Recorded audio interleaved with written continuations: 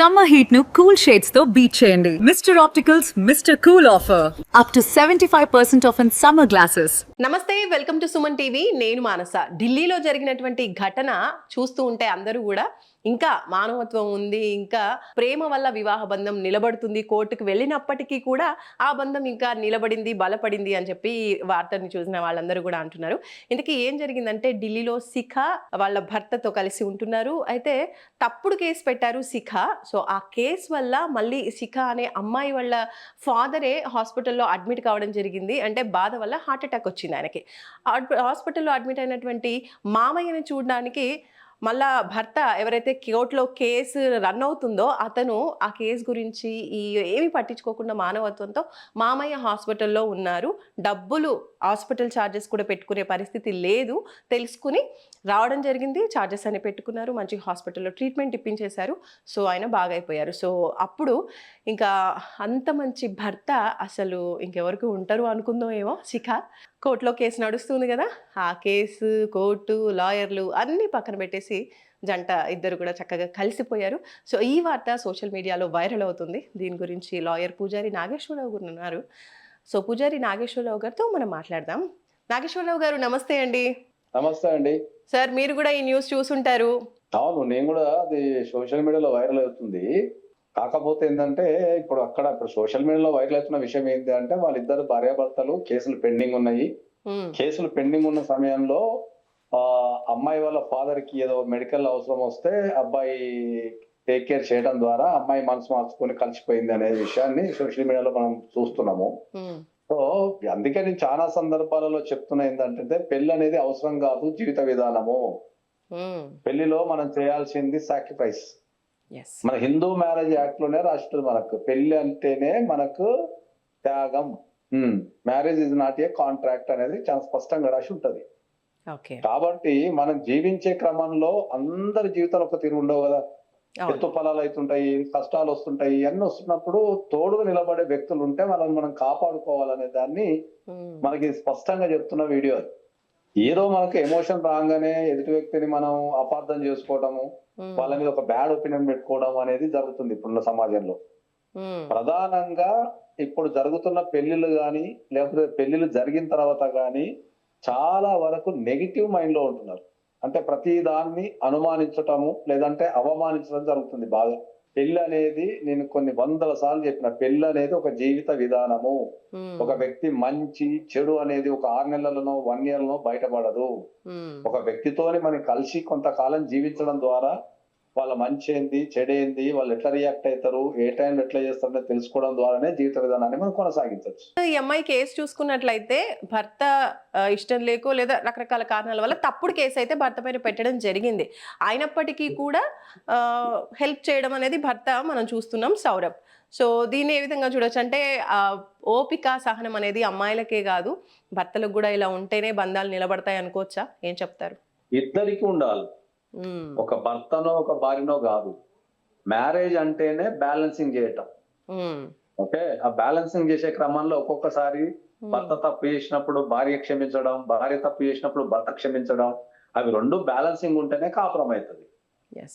So ఇక్కడ వీళ్ళు తప్పు చేశారా, వాళ్ళు తప్పు చేశారా అనటం కంటే ఏంటంటే, జీవితాన్ని ఎట్లా బ్యాలెన్స్ చేసుకున్నారు. చాలా మందికి అర్థం కాని విషయం ఏంటి, ఎవరి జీవితం కూడా పర్ఫెక్ట్ కాదు. ఏ మనిషి కూడా ఒక రకంగా ఉండడు.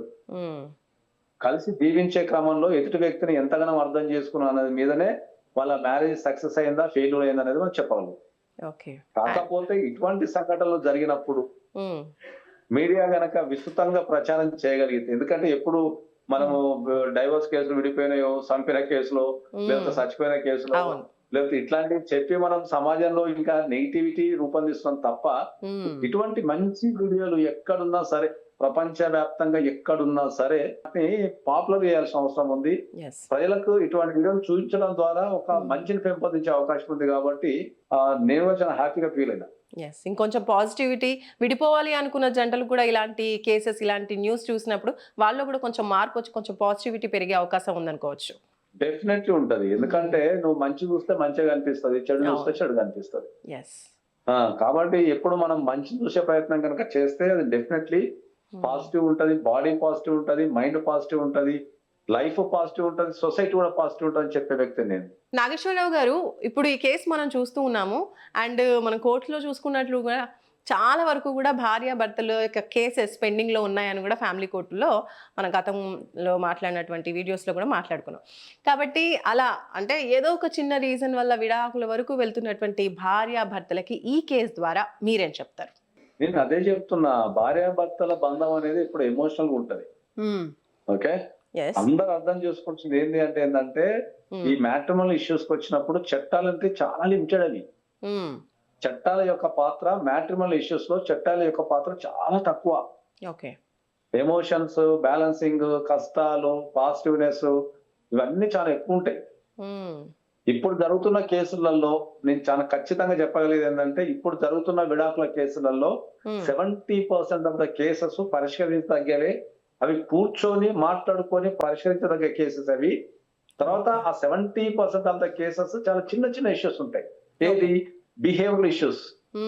ఆయన అట్లా ప్రవర్తించిండు, ఈమె ఇట్లా ప్రవర్తించింది, ఆయన అట్లా వద్దన్నాడు, మా ఇంట్లో రావద్దన్నాడు, ఈమె మా ఇంట్లో, ఇట్లాంటివే ఉంటాయి మొత్తం పూర్తిగా. సో నేను ప్రతి విషయాన్ని మీరు దాన్ని నెగిటివ్ తీసుకొని కోర్టుకు రావద్దు అని చెప్తాను అందరికి. సాధ్యమైనంత వరకు మ్యాట్రిమోనల్ ఇష్యూస్ లో ఏ సమస్యలు వచ్చినా మీరు ఒక ఎక్స్పర్ట్ కౌన్సిలింగ్ ద్వారా పరిష్కరించుకోవాలి తప్ప సాధ్యమైనంత వరకు కోర్టును అవాయిడ్ చేయమని నేను చాలా స్పష్టంగా కొన్ని వందల సందర్భాల్లో చెప్పినా. కాబట్టి ఈ సందర్భంగా మళ్ళీసారి అందరికీ ఏం విజ్ఞప్తి చేస్తున్నా ఏంటంటే, జీవితం అనేది చాలా ప్రేషియస్. పెళ్లి చేసుకునే ముందే ఆ వ్యక్తి సెట్ అవుతాడా, సెట్ కాదనేది 1-2 సార్లు ఆలోచించండి. ఆలోచించిన తర్వాత మ్యాట్రిమోనల్ ఇష్యూస్ లో ఏదైనా చిన్న గొడవ వచ్చినప్పుడే ఎక్స్పర్ట్స్ ను సంప్రదించి సలహాలు కనుక తీసుకుంటే, స్టార్టింగ్ లో కనుక తీసుకుంటే అవి పెద్దగా కాకుండా వాటిని ఎట్లా మేనేజ్ చేయొచ్చు, ఎట్లా బ్యాలెన్స్ చేయొచ్చు అనేది నేర్చుకుంటే గనక కాపురం అనేది సజావుగా కోర్టు వరకు వెళ్లకుండా ఉంటది. Okay, right sir. Thank you so much sir. నమస్తే. Thank you madam.